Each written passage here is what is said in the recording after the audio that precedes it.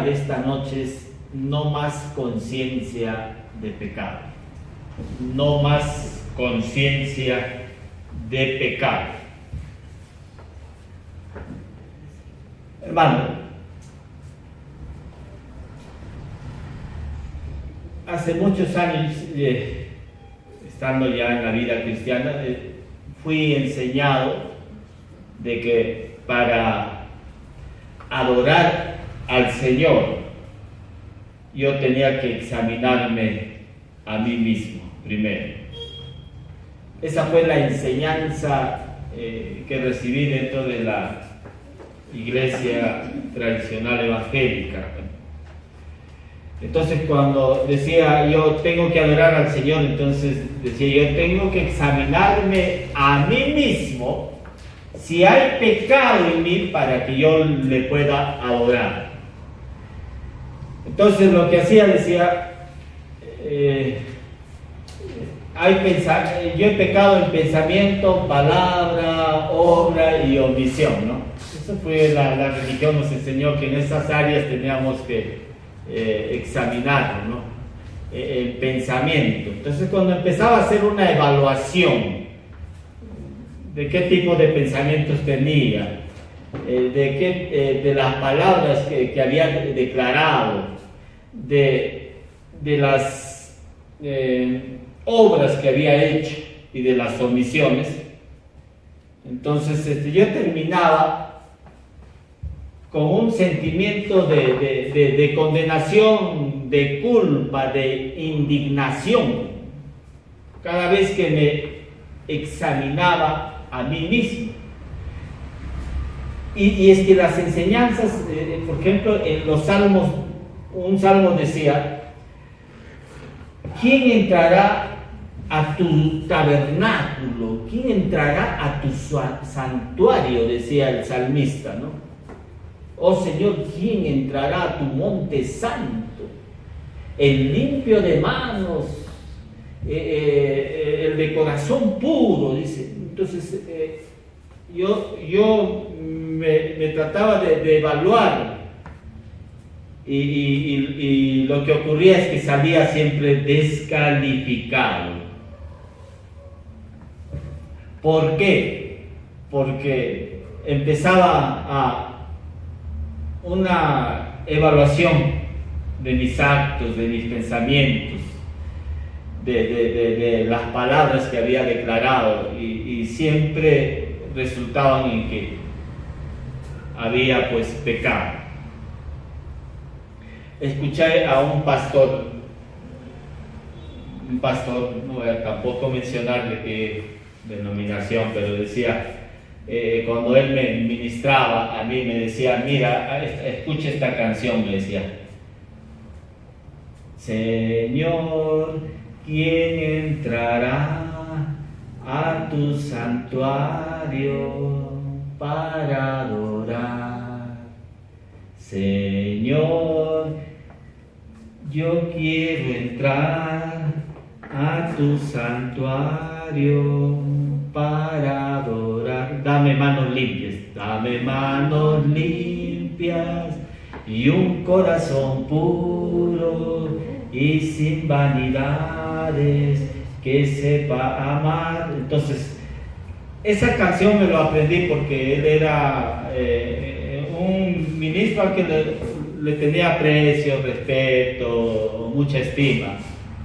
Y él me decía: canta esta canción, esto te va a ayudar. Y yo cuando cantaba me sentía mal, porque decía que yo no puedo entrar en ese santuario, porque para entrar a ese santuario tengo que estar en integridad, en santidad. Y otra cosa, también ya esto es de una pastora, me decía, el sacerdote para entrar al lugar santísimo tenía que consagrarse, tenía llevaba una túnica, y en las túnicas había unos cascabeles, y él cuando andaba hacía sonar.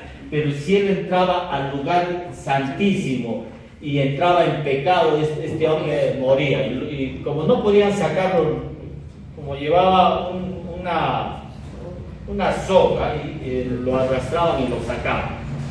Entonces eso también me hacía pensar de que para entrar a la presencia de Dios, esto era un asunto serio, era un asunto de que tenía que haber integridad en mi vida, en mi corazón.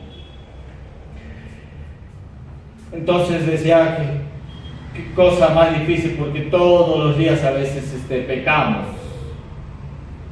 todos los días cometemos a veces una falta, fallamos al Señor. Entonces eso me hacía sentir mal, de manera que no solamente mal, sino indigno delante del Señor. Y es que nuestro tema de esta noche es no más conciencia de ¿qué? Del pecado. No más conciencia de pecado. Y vamos a explicar por qué. En el pasaje de los evangelios habla de una mujer que al ver el ministerio de Jesús, que cuando Jesús se acerca a la casa de un fariseo y ingresa a esta casa del fariseo, esta mujer lo sigue a Jesús llevando una vasija de alabastro. Es una vasija que era del color blanco, ¿no? De mármol más o menos. Esa es la vasija de alabastro, y cuyo contenido tenía un aceite fragante, dice la Escritura. Entonces ella entró a la casa donde estaba, la casa de este fariseo, y ahí se hallaba Jesús. Ella hace su ingreso ahí, y lo que hace esta mujer es, con sus lágrimas, empezó a lavar los pies de Jesús, y con sus cabellos empezó a limpiarlos. ¿Para qué? Para echar del aceite fragante, ¿no? ¿Qué más hacía? Empezó a besar los pies de Jesús, pero el fariseo que estaba ahí presente decía: si Jesús realmente fuera un profeta, él se daría cuenta de quién es la que se ha acercado a él, ¿no? Una mujer pecadora, dice. Y Jesús, al conocer los pensamientos de este fariseo, le hace ver de que ¿a quién se le perdona más? ¿Al que su deuda es poco o al que su deuda es mucho? Y el fariseo le dice: al que su deuda es mucho. Entonces esta mujer, y la pone a la mujer, ¿no? Y esta mujer realmente, ella no se examinó a sí mismo para acercarse a Jesús. Ella no dijo: voy a acercarme a Jesús, entonces yo tengo que ver que esté sin pecado, sino que ella se acercó a Jesús para adorarlo. Y cuando ella está en esta acción de adorarlo, ¿no? Jesús le dice recién a esta mujer: mujer, tus pecados te son perdonados. Amén. ¿Cómo es que Jesús no le exige a esta mujer primero qué cosa? Que se examine a sí mismo, que vea si había pecado en ella. Le pudo haber dicho Jesús a esta mujer pecadora: no te acerques a mí, ¿no? Porque yo soy santo. Entonces, primero arregla tu vida, endereza tu vida, para que yo te puedas acercar a mí y me puedas adorar. Sino que le permitió a ella acercarse a él, adorarlo. Y en esa acción de adoración es que Jesús, ¿qué cosa? Le dice: tus pecados te son perdonados. Amén. O sea, muchas personas dicen: yo para acercarme a Dios tengo que arreglar mi vida, tengo que vivir una vida en santidad, en integridad, y solo así me podría yo rendirle adoración al Señor. Y no es así. ¿Sabes qué? Cuando alguien te empieza a pedir o a exigir eso, es tradición de hombres, hermano. Eso es tradición de ¿qué? De hombres. Eso no viene de la palabra, hermano. Si estaba yendo Jesús a la casa del fariseo, el fariseo era una persona que estaba viviendo en la hipocresía, en la valoración de sus actos antes que de la valoración de la obra, pues, de Cristo, ¿no? Se pudo entrar a esa casa, y también se acercó a la casa de ¿quién? De Zaqueo, un hombre que también no tenía buena reputación. Y es que Jesús no está pidiendo eso de las personas, ¿amén? Jesús no está pidiendo que primero arregles tu vida para que lo puedas adorar. Solamente cuando tú te acercas a adorarlo, Él es el que te imparte ¿qué cosa? Su justicia. Si estás enfermo, el que te imparte, cualquiera sea tu necesidad, hermano, cualquiera sea tu necesidad, si tú te acercas a Él te va, si es un asunto de enfermedad, Él te va a impartir ¿qué cosa? Su sanidad. Si es un asunto de carencia económica, Él es tu proveedor. Amén. Él es el gran yo soy. Amén. Amén. Él es el gran yo soy. Y yo soy tu sanador, y yo soy tu salvador, y yo soy tu proveedor. Jesús no le está diciendo a Tomás, yo soy el camino, yo soy la verdad, yo soy la vida. Amén. Amén. Él es. No tratemos entonces de enderezar nuestra vida primero para acercarnos a Él. Amén. Amén. Tú no tienes que acercar, tú no podrías. Es como, es como que alguien que se va a bañar diga, me voy a limpiar primero para bañarme. ¿Han visto alguna persona que dice, primero me limpio y después me baño? Eso suena qué cosa ridículo. Suena ridículo porque tú no te tienes que limpiar primero, sino de frente vas qué cosa al baño, ¿no? Algo así. Jesús es ese baño, hermano. Él nos dice, Juan dice que Él nos lavó, nos limpió con su sangre preciosa. Es solamente Él puede hacer. El hombre por sí mismo no se puede limpiar. El hombre por sí mismo no puede enderezar su vida. Eso solamente es potestad de Dios, enderezar la vida del hombre, hermano. Enderezar los caminos, eso es solamente potestad de Dios. Eso no reside en tu voluntad, hermano. Esto es potestad de Dios. Esto es poder solamente de Dios. Amén. Entonces no tratemos de enderezar nuestra vida. Amén. No trates de enderezar tu vida delante de Él. Solamente acércate a adorarlo. Amén. Acércate a adorarlo, hermano. No arregles tu vida. Dios va, si tu vida está chueca, Él la va a enderezar. Amén. Él la va a enderezar, no tú. Eso es potestad de ¿quién? Dios. De Dios. Amén. Dios nos ha dado su gracia. Escúchame. ¿Qué nos ha dado Dios? Su gracia. Y en Tito, capítulo 2, 1 y 2 dice así: porque la gracia de Dios que ha sido manifestada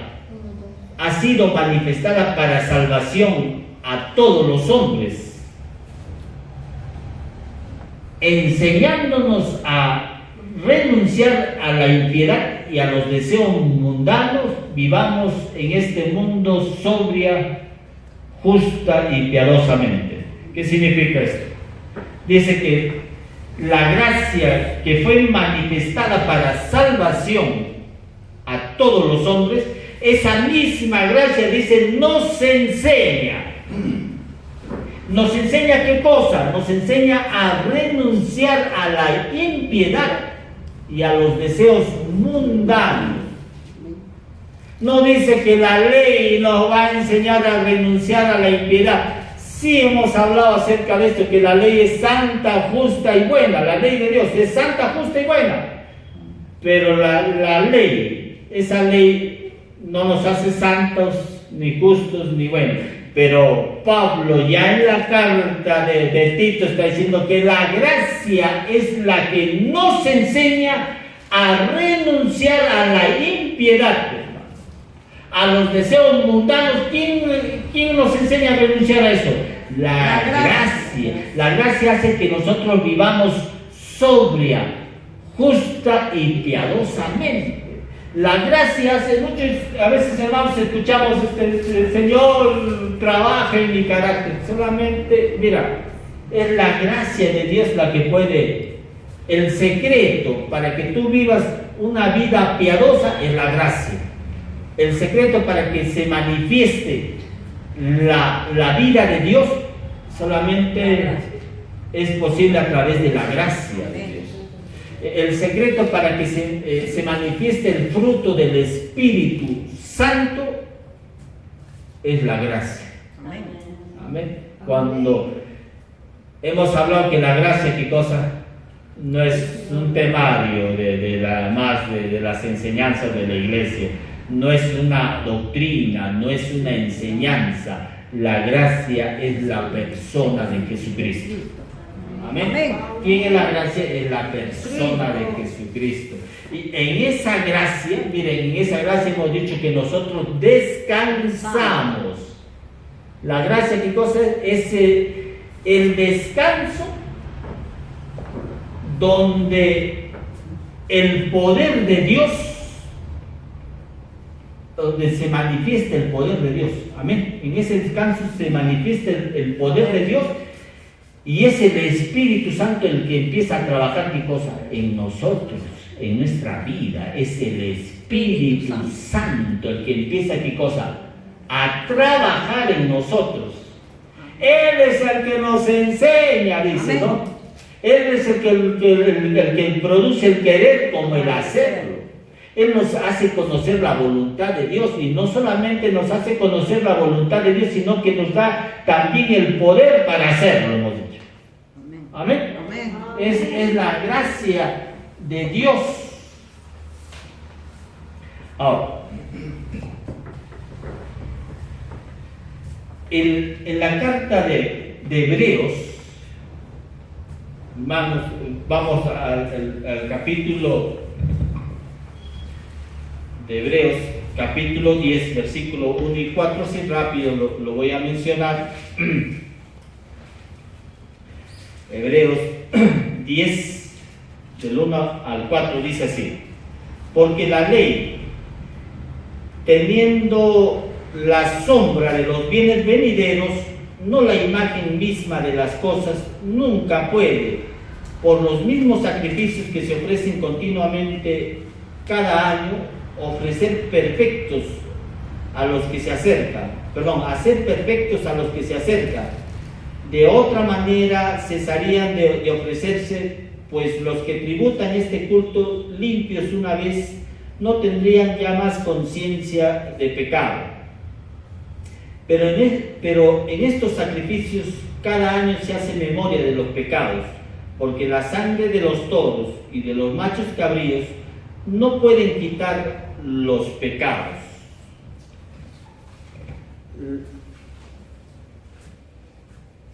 En el Antiguo Testamento, hermano, lo que los hacía santos al pueblo de Israel era el sacrificio ¿de qué? De la sangre de los toros y de las cabras. Eso está diciendo ahí el texto. La sangre de los toros y las cabras los hacían, ¿qué cosa? Santos al pueblo de Israel. Pero estos sacrificios les hacían, hermanos, eran sacrificios que tenían que hacerse continuamente. Y estos sacrificios les recordaban a ellos, ¿qué cosa? Su pecado. ¿Qué les recordaban? Sus pecados. O sea que el pueblo de Israel tenía una conciencia, ¿qué cosa? Pecadora. Porque ¿quién les hacía recordar su pecado? La ley. ¿Quiénes le hacían recordar su pecado? Los sacrificios, pues. Los sacrificios le hacían recordar, ¿qué cosa? Su pecado al pueblo de Israel. Cada vez que había sacrificio, ¿qué cosa? Ellos tenían que, decían, estamos en pecado, tenemos pecado. Y hermano, en la ley, en el tiempo de la ley, habían 5 clases de ofrenda que presentaban. El pueblo de Israel le presentaba a Dios. Era la ofrenda por el pecado, era uno. La ofrenda del holocausto, la ofrenda de paz, la ofrenda de iniquidad. Bueno, la ofrenda de alimentos. Eran 5 tipos de ofrenda que el pueblo de Israel le presentaba ¿a quién? A Dios. Estas ofrendas de alguna manera son sombras y tipifican pues la ofrenda que iba a ser en la persona de Jesús. O sea, Jesús fue la ofrenda por el pecado. Cuando el pueblo de Israel quebrantaba la ley, tenía que llevar su ofrenda por el pecado. ¿Qué consistía? Llevaba un cordero ante el sumo sacerdote, y el sumo sacerdote le decía: pon tu mano sobre el cordero, y en el acto esta persona ponía su mano sobre el cordero y le era transferido su pecado aquí, a este animal. Y cuando le era transferido su pecado a este animal, recién le decía: ahora mátalo. Y la persona mataba al animal, pero el animal sabía qué cosa se llevaba sus pecados de él, y él quedaba qué cosa libre. Él a partir de ese momento quedaba qué cosa libre, porque ¿quién se llevaba sus pecados? El cordero se llevaba sus pecados. Por eso es que Pedro dice: ¿quién llevó él mismo nuestros pecados en su cuerpo sobre el madero? Dice, ¿no? Hablando acerca de la persona de Jesús. Juan el Bautista dice: he aquí el Cordero de Dios que quita el pecado del mundo, refiriéndose a quién? A Jesús. Pablo dice: al que no conoció pecado, por nosotros lo hizo pecado, ¿no? Amén. O sea que es en esta ofrenda por el pecado, ¿en qué consistía? En que nosotros le transferíamos nuestro pecado aquí al Cordero. Y Jesús fue el Cordero que cargó con el pecado, ¿qué cosa? Del mundo. Él llevó el pecado de todos nosotros en su cuerpo, sobre el madero. Amén. Pero también, así como había el sacrificio, lo que digo, la ofrenda por el pecado, también había el holocausto. ¿En qué consistía el holocausto? El holocausto era que el momento que nosotros presentábamos al Cordero ante el sacerdote y le transferíamos nuestro pecado, el Cordero nos transfería a nosotros su justicia. ¿Qué nos transfería? Su justicia. Entonces, el holocausto era llevar, una vez que se sacrificaba al Cordero, se llevaba a un altar donde se quemaba a ese Cordero. se quemaba y de ahí subía un olor grato ante Dios. Dios recibía le era aceptable a él, le era agradable a él ese sacrificio de ese cordero. Ese cordero era llevado completamente, todo su cuerpo, a ser quemado ahí en un altar. Y del altar subía ese olor fragante ante Dios. Dios le era aceptable eso. Lo veía con mucho agrado, lo veía como una belleza, lo veía como algo que impactaba su corazón, el corazón de Dios. Esa ofrenda, ¿era qué cosa? La ofrenda del holocausto. Era la justicia de Dios. Amén. Amén. Ya, esa justicia nos es transferida a nosotros. No solamente le transferimos nuestro pecado, sino que Él nos transfiere ¿qué cosa? Su justicia. Dios ve este acto como algo importante, como algo que tiene un carácter del agrado de Dios. Dios se complace en este cordero. ¿Por qué? Porque este cordero, ¿qué hizo? Quitó el pecado ¿de qué? Del mundo. Y también, ¿qué cosa? Este cordero o este holocausto ese quitaba ¿qué cosa? El pecado del mundo. Quitaba y también era la expresión de la justicia, pues, de Dios. Amén.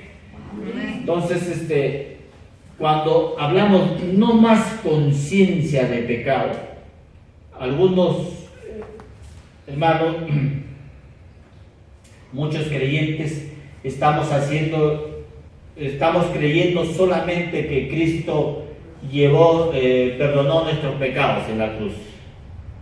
Y hasta ahí muchos se han quedado en ese concepto o en esa enseñanza de que Jesús murió en la cruz por nuestros pecados. Pero no solamente es eso, hermano. Pablo está diciendo, dice, al que no conoció pecado por nosotros, lo hizo pecado para que nosotros fuésemos hechos justicia de Dios en él. Amén. Ese es 2 Corintios 5:21. Al que no conoció pecado por nosotros, lo hizo pecado para que nosotros fuésemos hechos justicia de Dios en él. O sea, ante los ojos de Dios, nosotros que somos justicia de Dios. Dios nos ve como ¿qué cosa? Como justos en Cristo. Justos en ese cordero, hermano. Amén. Dios no nos ve con pecado, ¿o sí? No. Sí. Aún así nosotros pecáramos, Dios nos sigue viendo como ¿qué? Como justos en Cristo. Aún así hayas fracasado, aún así Él te va a seguir viendo como ¿qué? Como justo. Cuando la persona no entiende realmente el valor de la obra completa de Cristo Jesús, no entiende que Jesús no solamente fue sacrificado por sus pecados, sino que también Él nos imparte su justicia.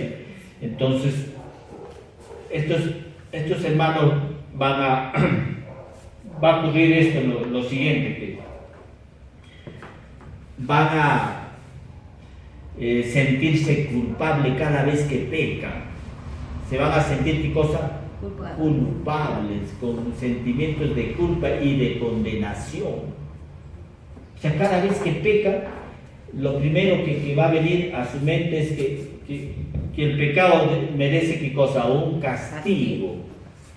¿Sí? Cada vez que pecas, ¿qué va a venir a tu mente? Va a decir castigo, castigo, castigo. Está asociado pecado con castigo. Y es así, porque si uno lee el Antiguo Testamento, los que pecaban recibían ¿qué cosa? Castigo. Pero en el Nuevo Pacto, el que ya Isaías empieza a hablar, dice que Jesús es el que recibió el castigo por nosotros. Amén. Jesús, Él es el que recibió el castigo ¿por quién? Por nosotros. Por nosotros. El castigo fue sobre Él, hermano. El castigo fue sobre quién? Sobre su Hijo. La ira de Dios vino sobre quién? Sobre Jesús vino. Él recibió el castigo que tú y yo merecíamos. Pero Él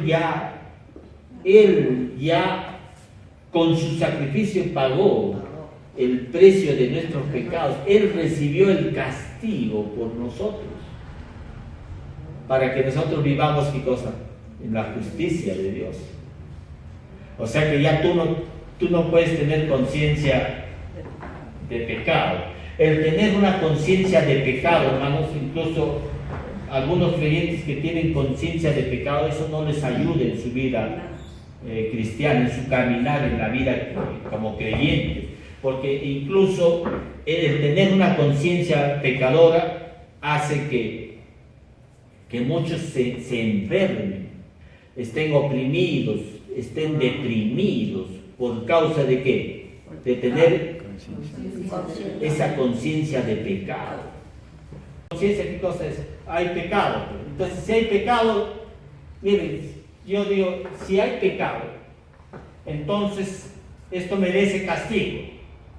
Y saben, esa información castigo pasa por tu mente, pues, y tu mente le envía esa información a tu cuerpo. Y tu cuerpo dice, información está diciendo que quiere castigarse. Y empieza tu cuerpo a desarrollar ¿qué cosa? Una enfermedad, la depresión te empieza a dar. ¿Por qué? Porque tú tienes acá pensamientos de condenación, sentimientos de culpa. Y el enemigo te va a ir zarandeando en esa área, ¿no? Es decir, ¿cómo no vas a tener pecado? ¿Cómo no vas a tener pecado? ¿O acaso no pecas? Y va a ser que tú te empiezas a hacer una valoración de tus actos, ¿sí? Y no una valoración en razón de la obra de Cristo. O sea, una valoración de tu vida en razón de tus actos, ¿no? Y no una valoración de tu vida en razón de la obra de Cristo. Y tú tienes que rechazar eso. Tú tienes que decir, soy justicia de Dios en Cristo. Amén. Tú eres justicia de Dios en Cristo. Hay una situación de autocondenación. Esta autocondenación te destruye la vida de muchos, aún creyentes, destruye la vida por no tener un concepto claro de la obra completa de nuestro Señor Jesucristo. Él pagó ya el precio de nuestros pecados. Dios jamás te va a ver qué cosa con pecado. Por eso es que hemos aprendido este texto que dice, y nunca más, porque seré propicio a sus injusticias y nunca más me acordaré de sus pecados e iniquidades. Dios te está haciendo promesa de nunca más acordarse de tus pecados.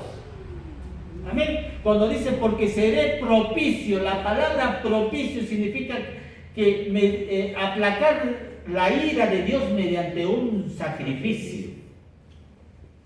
Esa es la palabra propicio. Aplacar la ira de Dios, detener la ira de Dios mediante un sacrificio. El sacrificio de Jesús fue suficiente. Amén. Él detuvo, sobre él vino ¿qué cosa? La ira de Dios. Y él aplacó la ira de Dios, ¿no?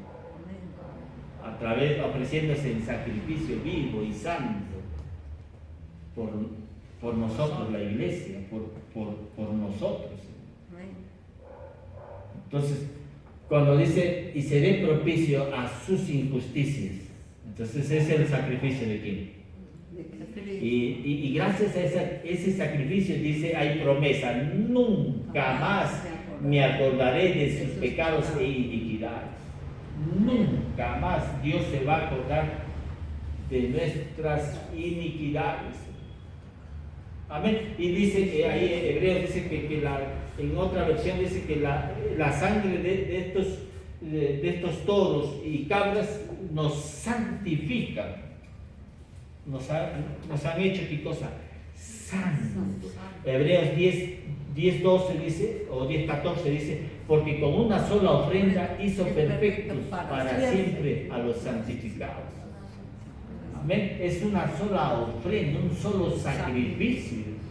Y gracias a ese sacrificio hemos sido hechos nosotros santos.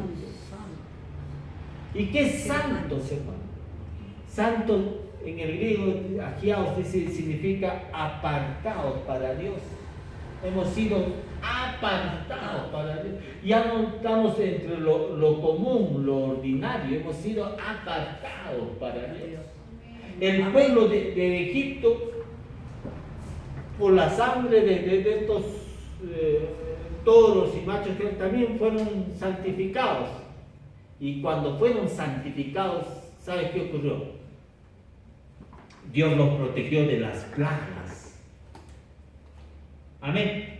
Todas las plagas de Egipto no vinieron sobre el pueblo de Israel porque ellos eran ¿qué cosas? Santos.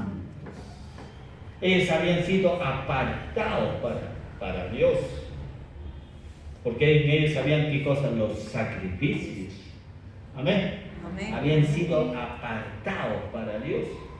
Habían sido protegidos por Dios. Amén.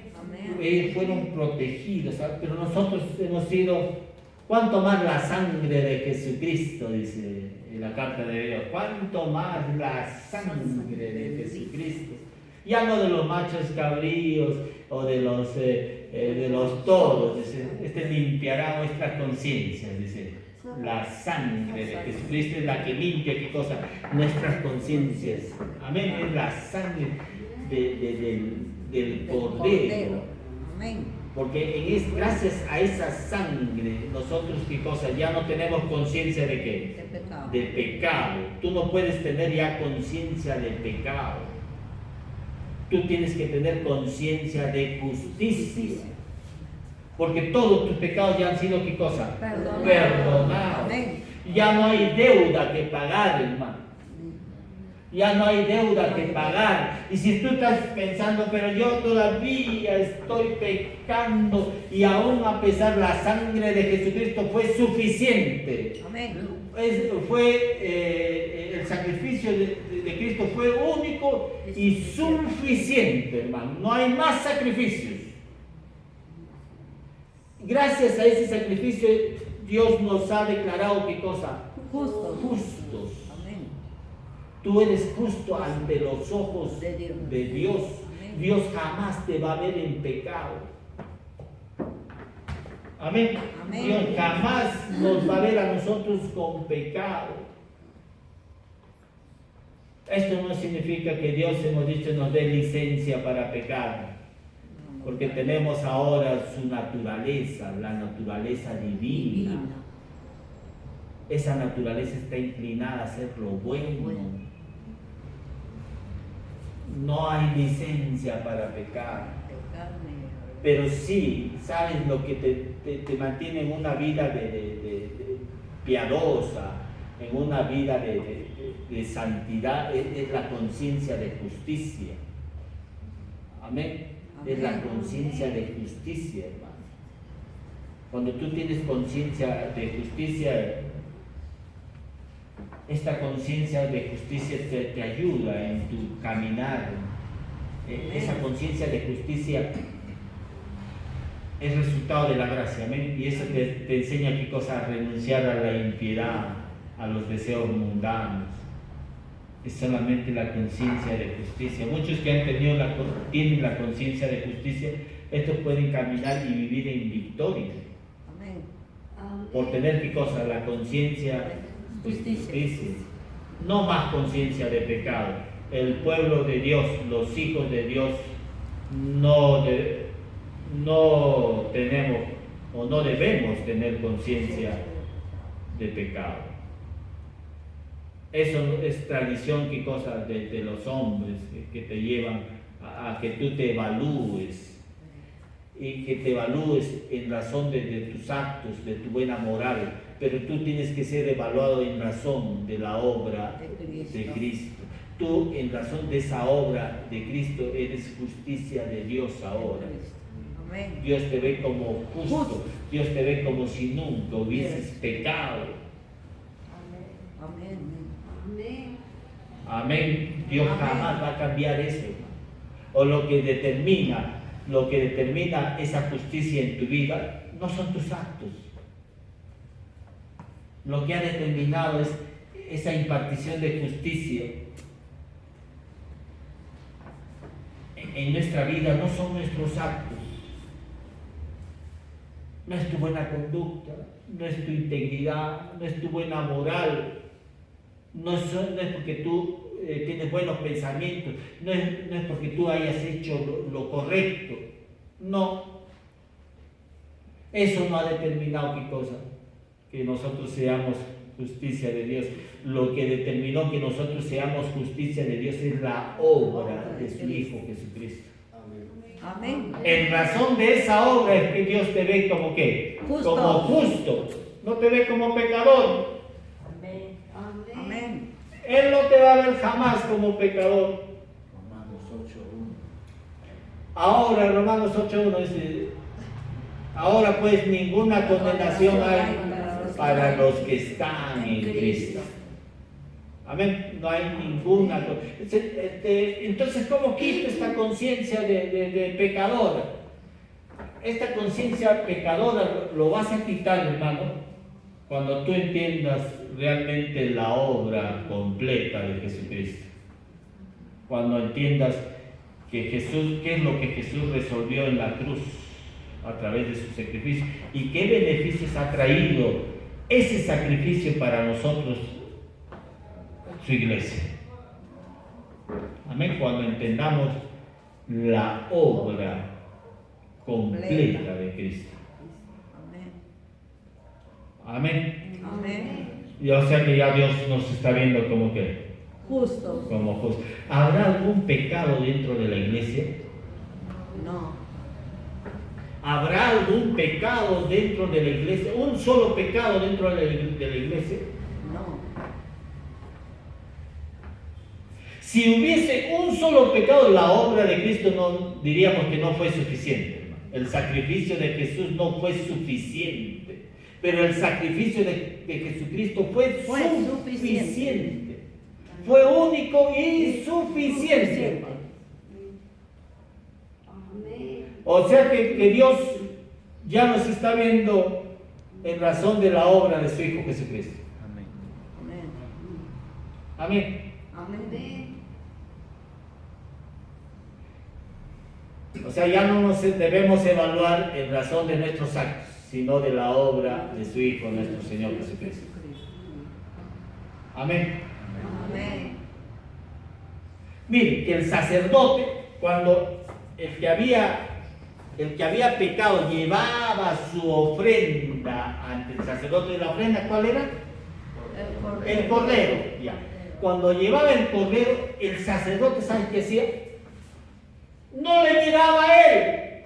Sí, no, el cordero. Él nos decía, a ver, este que está trayendo la ofrenda, vamos a evaluarlo.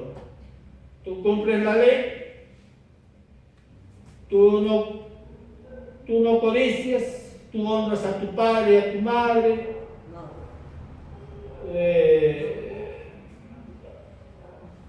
has guardado el día sábado. Entonces, mire, el sacerdote no lo estaba evaluando a él.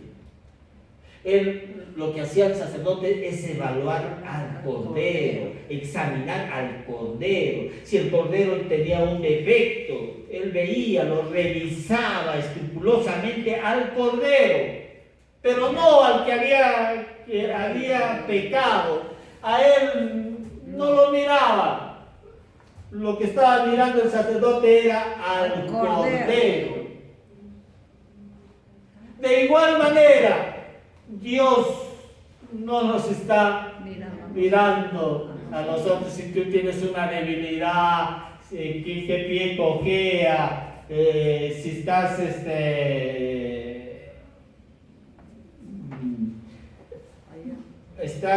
si hay doblez en tu corazón. No, Dios no está viendo eso. Y cuando Pablo dice que habla en la carta de Tesalónica, cuando dice examíname, oh Dios, y prueba mi corazón. Si Dios nos examina a nosotros, ¿qué está viendo en nosotros? El Espíritu, la obra de Dios. Y ahora está viendo que somos justicia de Dios. Amén. Que somos justicia de Dios. Ya no está viendo qué cosa. Pecado. Ya no ve pecado. Si nos examinase Dios, de lo que vería en nosotros que somos justicia de Dios en Cristo. Pero ya no estaría viendo pecado, porque el pecado Él ya lo resolvió a través de su sacrificio. Ya la deuda ha sido cancelada, y mucho más de lo que exigía, ¿no?, la ley. Mucho más. La deuda fue totalmente pagada. Si alguien le debía $50,000, vino el cordero y dijo: yo doy $1,000,000 por eso. Y la deuda fue cancelada, total, mucho más. Amén, la deuda de pecado fue cancelada. Ahora, el que dice: no, yo no creo que haya sido pagado, ahí viene el problema. El problema sería para el que no cree eso. Porque tendría que cosa, conciencia de pecado todavía, y ya no conciencia de justicia. Nosotros tenemos que creer que ese sacrificio fue suficiente, y gracias a ese sacrificio Dios nos impartió qué cosa, su justicia. Según Corintios 5:21 dice: al que no conoció pecado, por nosotros lo hizo pecado, para que nosotros fuésemos hechos justicia de Dios en él. Amén. Dios está ahora, siempre va a estar mirando siempre al cordero. Al cordero. El sacerdote miraba al cordero, ahora Dios está mirando, sigue mirando al cordero. Amén. Nunca va a estar viendo tus debilidades. Jamás Dios va a estar viendo qué cosas, tus debilidades. Él está viendo qué cosa, que eres justicia de Dios en Cristo, en su Hijo Jesús. Entonces lo que tenemos que aprender nosotros es a vernos como Dios nos ve. Amén. Amén. Como Dios nos ve, sin pecado, como unas personas dignas,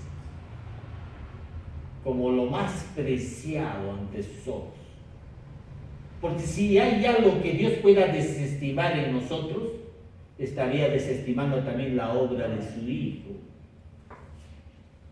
Si algo Dios viera un defecto, nosotros también estaría viendo un defecto en su Hijo. Y eso es imposible, porque nosotros ahora somos miembros de su cuerpo, de su carne y de sus huesos, dice Pablo en Efesios 5:30, ¿no?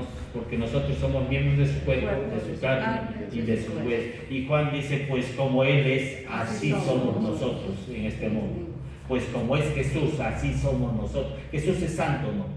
Amén. Nosotros también somos santos. Jesús es justo, ¿no? Nosotros también somos justos. Amén.